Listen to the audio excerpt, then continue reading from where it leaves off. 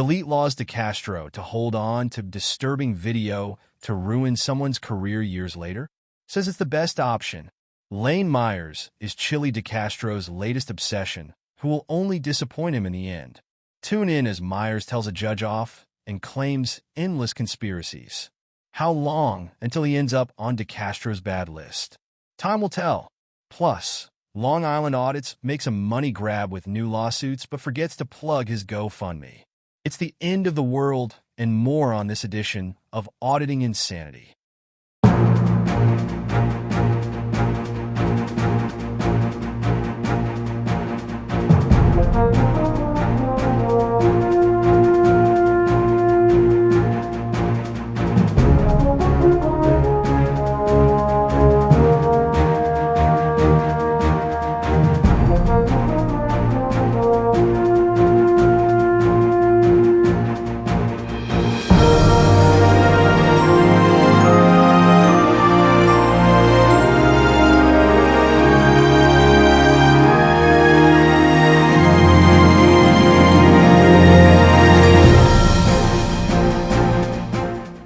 DeleteLawZ threatens future police officer. DeleteLawZ Jose Chille DeCastro was a bit more aware and a bit more energetic on his Monday night livestream, again starting after 11 p.m. Eastern Time and focusing on more anti-police videos and a direct threat to a person who was attempting to sign up for the police force. Identifying the person as Braden, DeCastro said he was disturbed by an interview he recently conducted with the man and his girlfriend. Braden, 22, was about to go into a police department to fill out an application to join the police academy. DeCastro quizzed the man and his girlfriend for a few minutes, becoming disturbed as Braden said that handcuffs were an acceptable part of police procedures when detaining someone. Immediately overhyping the statement, DeCastro now claimed that Braden was advocating the torture of suspects who were being detained. In DeCastro's version of the interview, that statement was so controversial that it would ruin any chances Braden had of becoming a police officer. DeCastro, who has brought this interview up in the past, asked his side chat if he should release the interview now, or wait until Braden was an established police officer and found himself on the news in a negative news story. The YouTuber seemed to revel in the thought of having the interview and waiting for the future police officer to act inappropriately, then releasing the interview to the public to show that he knew Braden was corrupt all this time but did nothing about it. Pledging now to sit on the footage, with the intent to ruin Braden's life in the future, DeCastro promised that no one will ever hire Braden again once the footage is released based on the controversial statements Braden had made. DeCastro announced that he would be visiting his family next week for the Thanksgiving holiday and that it'd be the second time he'd seen them since moving from Las Vegas earlier in the year. In an update to previous stories, DeCastro is now claiming that his dog Charlie is doing better and is on the road to recovery. Charlie appeared briefly on Sunday night's live stream, showing that he was indeed alive as DeCastro gave him a kiss on camera. Those concerned with DeCastro's health were glad that he was more active during the live stream but claimed that DeCastro's hair is now completely white with bald or thinning patches visible on camera. One observer noted that he could now pass for a relative of former associate Dick Heller. Monday night's video was seen by 2060 YouTube viewers and 192 Twitter/X viewers. He made $63 in super chats during the broadcast.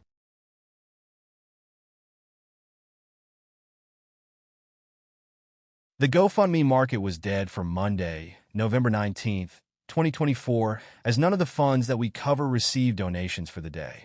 This was a surprise as essentially Sean Paul, Long Island Audit, Reyes forgot to include his contact information on his live stream, where he was serving members of the New York City police force with a new lawsuit. When Reyes remembers to promote his main GoFundMe campaign on those descriptions, much like yesterday, he's able to pull in hundreds of dollars in new donations. Monday's live stream pulled in over 4,000 live viewers, and Reyes showed that forgetting to put up the URL in the description was a tremendous missed opportunity for him to bring in more money towards his various campaigns. We'll continue to monitor the GoFundMe market to see if Reyes makes up for his error later in the week. We need your help. This newscast is funded by your donations along with what we make from our YouTube channel per month. While we did achieve full monetization on YouTube, we still need help to get through monthly expenses and keeping the lights on to bring you the paper and the newscast each day. If you can afford it, please consider donating to the GoFundMe run by this very channel. All donations literally go to keeping the lights on, eating, and writing news stories to feature here and on ReallyCoolSite.org. If you can't afford to contribute, please watch the advertisements on our videos and like, share, subscribe, and comment. You can help by doing next to nothing, and we thank you in advance for pitching in.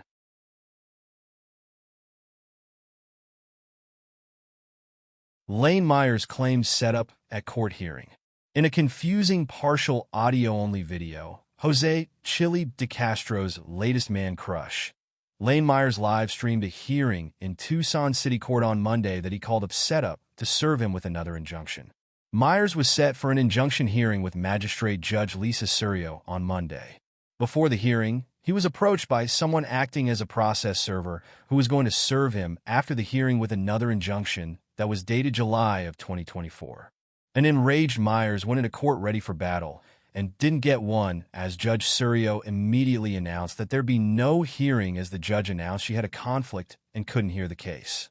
Myers, already angry, began to berate the judge, swearing at her and questioning why, if the judge knew weeks ago that she was recusing herself, that she didn't simply issue a notice in advance. He noted that he took the day off from work to come in and wasted his entire day now for a session that wasn't going to happen. He was chastised for swearing at the judge, but he responded by swearing at Judge Surio again because the court was no longer in session. In the end, Myers threatened Judge Surio with a judicial misconduct complaint before storming out of the courtroom. He then accepted service of the injunction from July. The server explained that he was just given the document when he arrived at the courthouse that morning and had no further knowledge of it. The injunction had been signed by Judge Lisa Surio, the same one who had just recused herself from the earlier case. It ordered Myers to turn over any guns he possessed and ordered him to remove videos from YouTube from a case involving another case. Myers wondered aloud why the injunction could not have been served earlier in the year, as he had been arrested multiple times since then. He also wondered if it was just coincidental, as he had shared those videos with a prosecutor in that particular case last week when someone remembered the old injunction. The YouTuber announced that the entire situation was a setup and that Judge Surio acted improperly in not canceling the hearing in advance, setting him up to be served with the July injunction. Myers ended his live stream by refusing to remove the videos in question, claiming they were provided to him via a records request, and another judge had already ruled that they can stay up. He did not return to live stream later in the afternoon as promised at the end of his stream.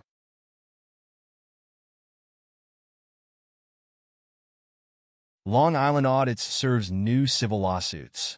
Sean Paul, Long Island Audits, Reyes live-streamed from New York City's 75th precinct on Monday as part of his efforts to serve officers involved in his arrest last year at the precinct. From what Reyes said on the live stream, the new lawsuits that targeted the officers involved in his 2023 arrest for trespassing within the precinct is not a federal case, but are actually state civil cases.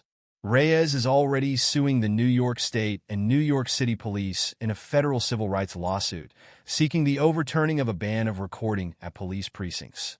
The YouTuber already has an exemption from that rule, as he's the only person in the state of New York who can, via court order from his federal civil rights lawsuit, legally record within said facilities.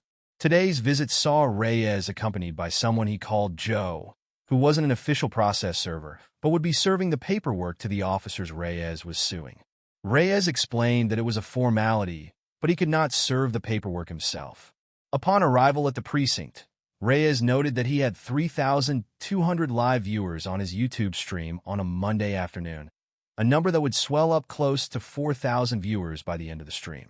The process itself saw Reyes and Joe enter the precinct and wait to be helped. Reyes informed his viewers that the actual federal civil rights case had oral arguments last week in which the state was looking to throw out the injunction that allowed Reyes alone to record in police facilities. Reyes eventually had to prod Joe to go to the reception window and tell them he needed help as he was there to serve officers. The woman behind the window asked him to wait as she found someone to take service. A woman identifying herself as Principal Kathleen Johnson eventually came out to take service. Reyes fretted over her status and asked to verify that she was the person who was responsible for taking service of lawsuits at the facility. After assuring Reyes that it was her job to take service, he seemed to accept her, and Joe handed over the paperwork. Then she asked for identification. Reyes refused to give his identification, as they all know who I am. Principal Johnson indicated that she didn't need his identification, but needed Joe's instead, which resulted in a 10-minute wait as Joe had left his identification in his car. During this time, Reyes confirmed that all 4 of the officers he was serving still worked at the precinct and were on duty at the time of service. He was not allowed to serve them directly. Eventually, Joe returned with his identification, and Principal Johnson accepted service on behalf of the New York City Police Department. After leaving the facility, Reyes called Johnson a bootlicker and promised that he would fight for everyone and see all of the signs prohibiting video recording inside police precincts again removed due to his actions. While Reyes forgot to put up his GoFundMe link on the description of the live stream, the live stream earned $49 in super chats during the broadcast.